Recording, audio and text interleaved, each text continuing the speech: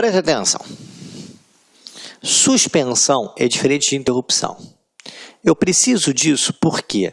Porque tem uma questão que é manjadérrima em prova. Ele vai pegar esse artigo, vai transcrever bonitinho e vai tirar a suspensão e vai dizer que interrompe-se o prazo. E está errado, porque não é interrupção, é suspensão. Qual a diferença entre suspensão e interrupção? Que horas que suspende, que horas que interrompe? Então vamos lá. Suspensão é o seguinte, você para de contar o prazo. Na suspensão, o prazo para de contar. E quando recomeça a contar da onde parou. O prazo fica parado e recomeça a contar da onde parou. Então fica assim. O prazo vem contando. Primeiro dia, segundo dia, terceiro dia. Aí vamos imaginar que bateu dia 20 de janeiro, ou 20 de dezembro, perdão. Aí chegou lá dia 20 de dezembro. 20 de dezembro, o prazo fica o quê? Suspenso. Então, suspendeu o prazo. Ficou suspenso até 20 de janeiro. Não é assim que lê? Beleza. Quando recomeçar a contar, recomeça a contar da onde parou. Não tinham 3 dias? Então vai ser 4, 5, 6, 7. Você aproveita o prazo anterior. Na suspensão, você suspende o prazo e recomeça a contar da onde parou. A interrupção é diferente. Quando é interrupção, que não é esse caso, interrupção quer dizer zerar o prazo e recomeçar a contar do zero. Você zera o prazo e recomeça a contar do zero. Então seria assim, primeiro, segundo, terceiro dia, interromperia, quando voltaria, começaria a contar tudo de novo. 1, 2, 3, 4, isso seria interrupção. Aqui é suspensão e não interrupção. Portanto, quando se fala que aqui é suspensão, paralisa e recomeça a contar da onde parou. Paralisa-se o prazo e recomeça a contar da onde parou. Joia? Muito cuidado com isso em prova. Tem que ter muita atenção nisso, com certeza pode ser uma pegadinha na sua prova e derrubar. Não é interrupção de prazo, é suspensão do prazo. Vamos seguir? Agora vamos para 220 para o primeiro. Só apagar aqui, que é o seguinte. Esse artigo é muito legal, porque esse artigo é a prova de que o CPC não está falando em recesso. Ele está falando em suspensão. Ele não fala em recesso nesse período.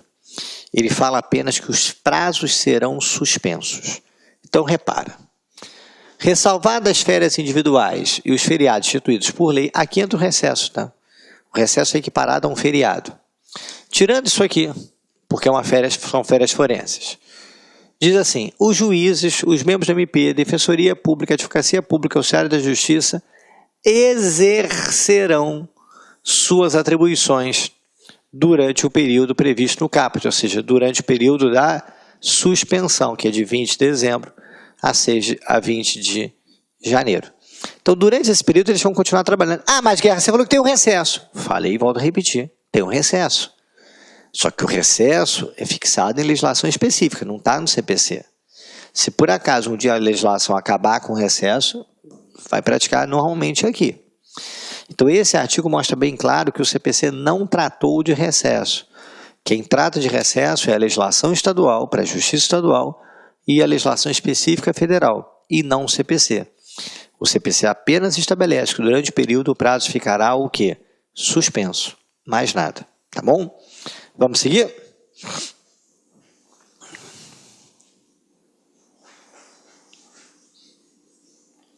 Seguindo agora, vamos encarar o artigo 220, que fala assim, durante a suspensão do prazo não se realizará audiência nem sessões de julgamento.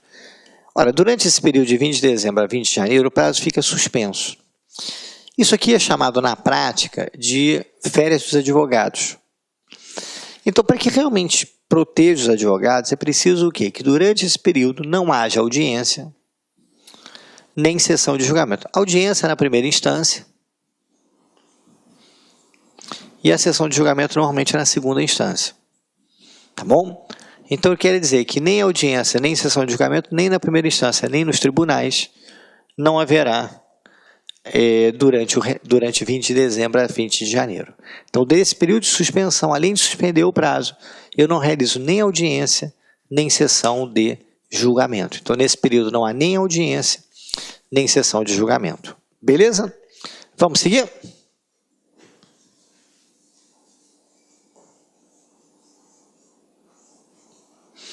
Vamos para o artigo 221. Suspende-se o prazo ainda, ou seja, uma outra hipótese de suspensão do prazo.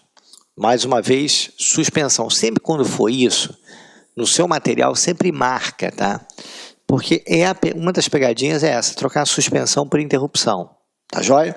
Suspende-se o curso do processo por obstáculo criado em detrimento da parte ou ocorrendo qualquer das hipóteses do 313, devendo o prazo ser restituído por igual período ao que faltava para sua complementação. Preste atenção no seguinte. O que ele quer dizer que suspende-se o curso do prazo por obstáculo criado em detrimento da parte? É que cria-se um obstáculo no processo que prejudica a parte.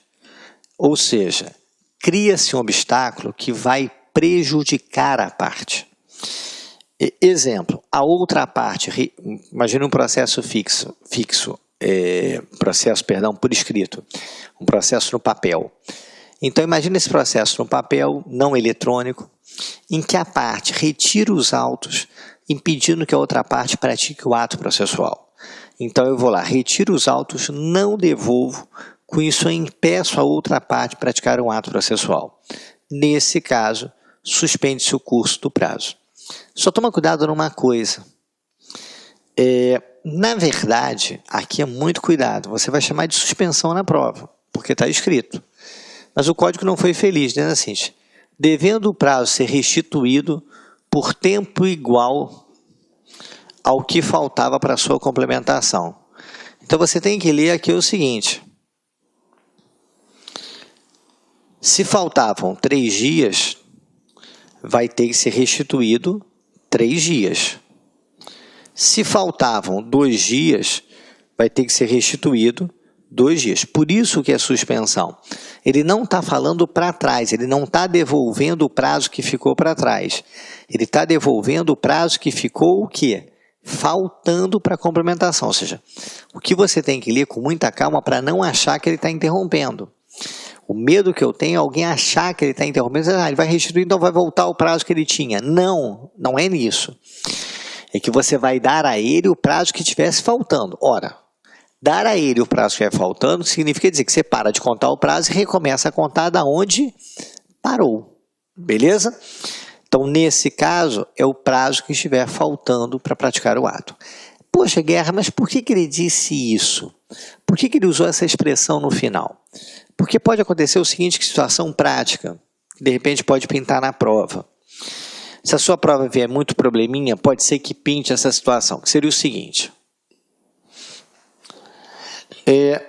O autor tinha que devolver os autos no dia 10.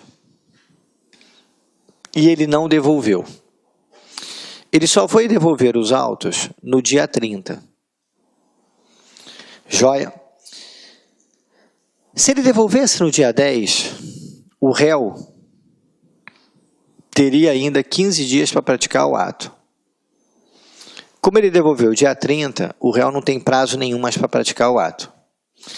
Então, você, juiz, vai considerar que o autor criou obstáculo ao não devolver os autos. E ele tinha que devolver os autos quando? Dia 10. No dia 10, faltavam quantos dias para praticar o ato? 15 dias. Então, quando você, juiz, reconhece isso lá na frente, que ele tinha que devolver o prazo no dia 10 e não devolveu, você restitui quantos dias faltavam no dia 10. No nosso exemplo, faltavam no dia 10 o quê? No dia 10 faltavam 15 dias. Você não vai olhar para o momento em que o juiz está reconhecendo o obstáculo. Não é no momento em que o juiz está decidindo que houve obstáculo. Não é no momento que o juiz está dizendo assim, olha, houve obstáculo, eu estou aplicando o artigo 221. Não é isso. É no momento em que ele diz que realmente houve aquele obstáculo. Não é no momento que dá a decisão dele. A decisão dele foi dia 30, beleza, mas ele está declarando que o fato ocorreu dia 10. Então, você quer saber quantos dias faltam no dia 10 e não no dia 30. Beleza? Vamos seguir? Continuando agora. Outra coisa que tem muito no tribunal, que é o parágrafo único, está virando moda, o CNJ está fomentando muito, tem muita gente fazendo, você mesmo vai participar de alguns. Vamos ler o artigo para a gente entender o que ele fala. Suspende-se os prazos durante a execução de programas instituídos pelo Poder Judiciário para promover a autocomposição, incumbindo aos tribunais especificar com antecedência a duração dos trabalhos. O que é isso? Isso aqui é multirão de conciliação.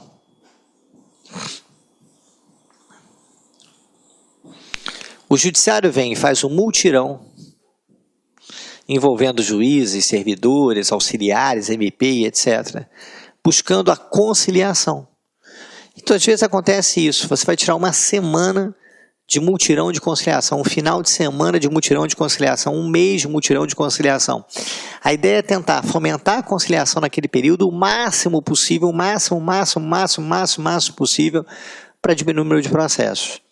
Quando você tem isso, quando você tem essa ideia, você vai suspender os prazos.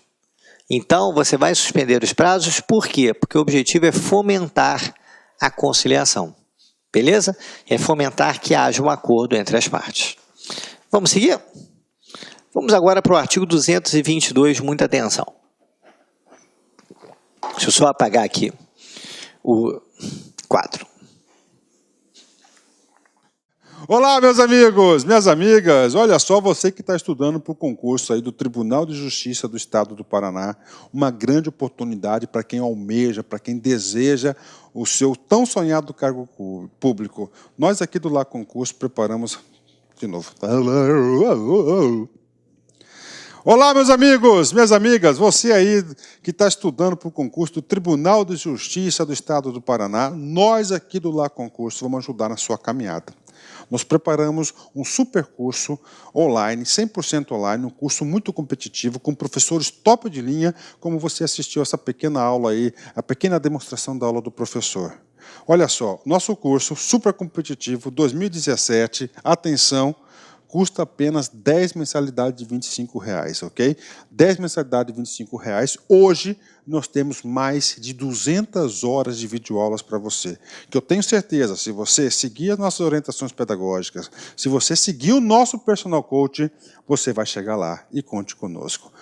Forte abraço, fica com Deus e espero vocês aqui no LAC Concurso. Tchau, tchau. Clique lá.